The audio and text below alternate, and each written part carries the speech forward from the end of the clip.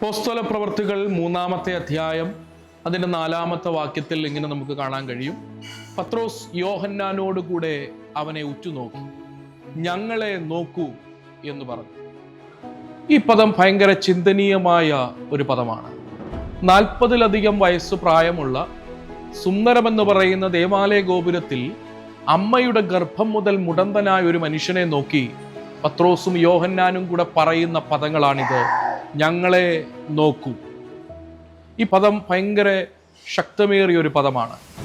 എന്താണ് ഞങ്ങളെ നോക്കൂ എന്ന് പറയാനുണ്ടായ കാരണം? പലപ്പോഴും നമ്മൾ ഏറ്റവും അധികം ഉപയോഗിക്കാത്തൊരു പദമാണിത്.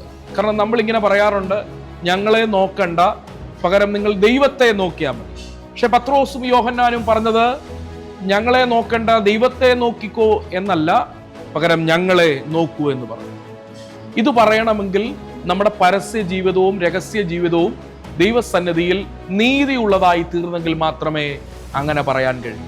ദൈവം നമ്മളെക്കുറിച്ച് ആഗ്രഹിക്കുന്നതും അതാണ്. നമ്മളിലൂടെ അനേകർ യേശുവിനെ കാണാൻ ദൈവം ആഗ്രഹിക്കുന്നു.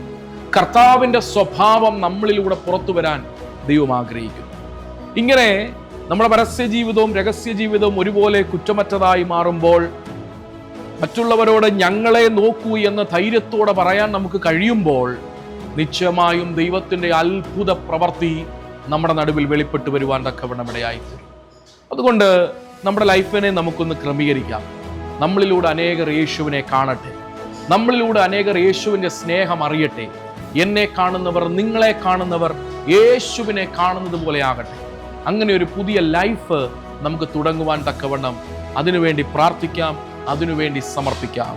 അപ്രകാരം നമ്മൾ നമ്മുടെ ലൈഫിനെ ക്രമീകരിക്കുമ്പോൾ അത്ഭുതങ്ങളും അടയാളങ്ങളും വലിയ വീര്യപ്രവർത്തികളും നമ്മുടെ നടുവിൽ നടക്കുവാൻ തക്കവണ്ണം ഇടയായിത്തീരും. ഈ വചനങ്ങളാൽ ദൈവം നിങ്ങളെ ധാരാളമായി അനുഗ്രഹിക്കട്ടെ. God bless you.